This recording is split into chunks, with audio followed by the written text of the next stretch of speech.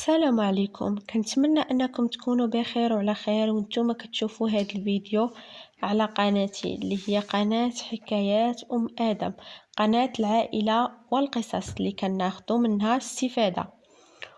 وما نطولش عليكم، نبداو على بركة الله.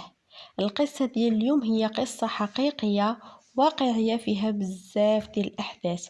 اجي وتسمعوا معايا. صاحبة القصة كتقول: أنا كنت بنت صغيرة سميتي فاطمة، من واحد الدوار اللي بعيد على الفيلاج، من عائلة محافظة. وكنت كنقرا، ومني درت 12 عام خرجوني والديا من القراية. وفي هذاك العمر كنت كنمشي نسرح ولا نجمع الحطب. راكم عارفين البنات العروبية ضروري كيخرجوا يعاونوا والديهم. وواحد النهار تعرفت على واحد الولد من الدوار اللي حدانا. هذاك الولد كان كبر مني، وبقيت كنهضر انا وياه وبقينا كنعرفوا بعضياتنا مده طويله. واحد النهار جا عندي وقال لي: انا راه بغيت نتزوج بيك وبغيتك الحلال، وبحكم انني انا ما واصلاش للسن القانوني باش نتكاتب انا وياه، قال لي غادي نجي لداركم ونقراو الفاتحه باش هكا نضمنك ليا، باش نهار توصلي للسن القانوني نتكاتبوا وتكوني مرتي. وداكشي اللي كان، جاب والديه وجاو عندنا. وحنا في دوارنا ديما كيزوجوا البنات صغار، وحتى والديا اقتنعوا به وعجباتهم الفكره، وشافوا والديه ناس دراري وغاديين يتهلاو فيا.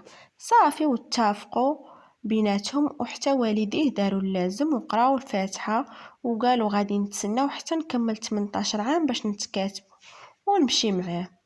وهذا الولد سميتو الحسن، وبحكم ان الخدمه ديالو انه مرشد سياحي ما كانش كيجلس بزاف في الدوار.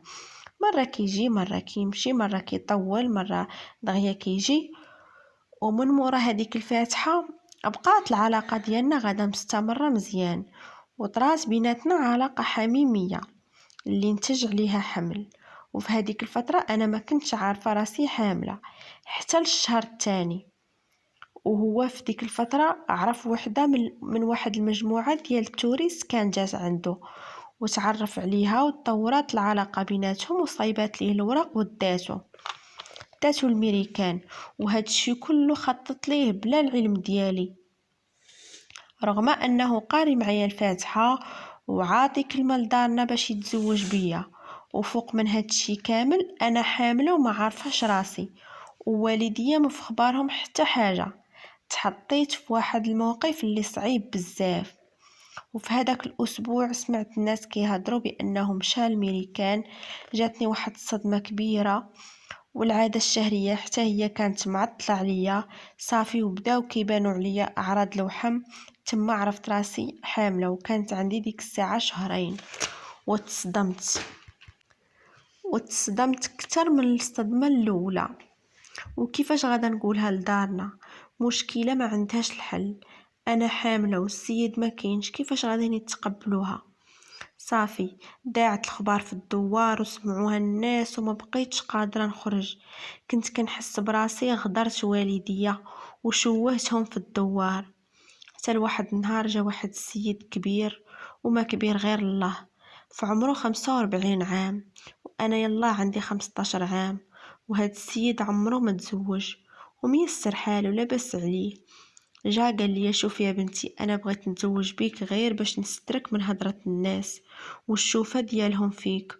وانا بطبيعة الحال ما كانش عندي حل من غير انني نقبل باش الناس ما تبقاش جايبه العار الوالديه، ونلقى حتى انا شكون يهز معايا الحمل ديال ولدي.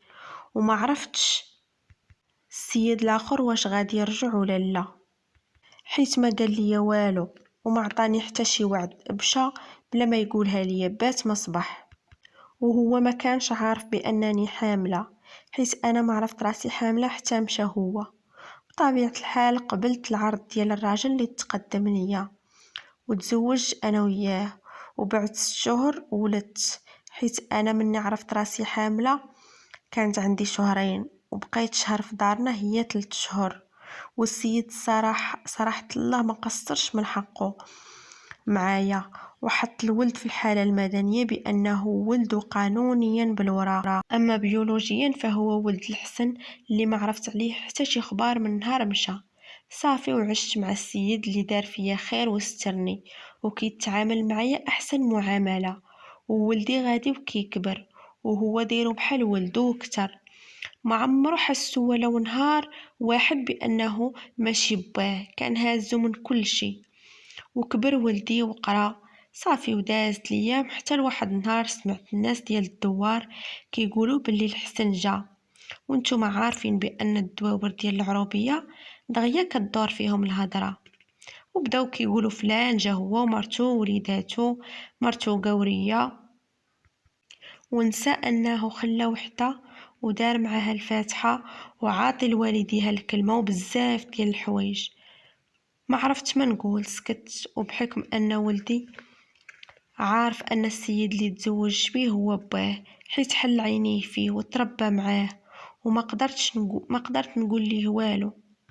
حتى لواحد النهار في الصباح يلاه فقت وكنوجد في الفطور، كاينه غير انا وراجلي في الدار. كنسمع الدقان في الباب ومشيت حليت الباب وقلت ليه شكون، وانا راني عرفته هو الحسن، غير درت براسي ما عقلتش عليه. قال لي انا الحسن، قلت لي شنو بغيتي؟ قال لي جيت باش نسول على ولدي، انا عرفت كل شيء من الناس ديال الدوار، انا ما كنتش عارف باللي انتي راك حامله، وجاتني فرصه باش ننقذ راسي ومشيت وجاوبته، وقلت لي الفرصه اللي مشيتي فيها باش تنقذ راسك تزوجتي ودرتي عائله، وحتى انا تزوجت ودرت عائله، ودابا حنا معادلين، ما تسولنيش وما نسولكش، انت عيش حياتك مع اللي اختاريتي، وانا غادا نعيش حياتي مع انسان دار فيا خير كبير وتقبلني كيف ما انا، مع العلم انك خليتيني في ورطة ما كانش عندها الحل، وانا ولدي ما غاداش نسمح لك فيه. قال لي يا ولدي غادي ناخدو باش ما بغيتي، قلت ليه ايوا بيناتنا القانون. وكانت هذيك هي اخر مره شفتو فيها، سديت الباب ودخلت وانا مخلوعه على ولدي، حيت ما قلتش ليه الحقيقه، وما عرفتش ولدي كيفاش غادي يتقبل الامر، حيت انه حل عينيه في شخص، انه باه كيهزوه كيديه كيلعب معاه كيصرف عليه، وحتى قانونيا في الوراق باه وكل شيء. وخفت على ولدي لا يتصدم، ودازت مدة وسمعت أن الحسن كيسول كيفاش ياخد ولده قانونيا، ولكن ما كان عنده حتى دليل بأنه ولده، وحتى القانون ما عطاش الإذن باش يدير لا دي ان، حيت السيد اللي تزوج بيه حطو قانونيا، وأنا ولدت على 6 شهور، يعني ما لقى حتى نقطة من يبدا البحث ديالو. والميساج من هاد القصة هو أنه ما تجيش وتسلمي راسك، واللي بغاك غادي يضحي عليك. فعلا هو مشى الميريكان الله يسهل عليه، ولكن ما تنساش انك عطيتيني كلمة خاصك توفي بيها، ووعد الحر دين علي. وكنتمنى هاد القصة ديال اليوم تعجبكم، وما تنساوش تشاركوا في القناة ديالي، وشكرا على امل نلقاكم في قصة اخرى.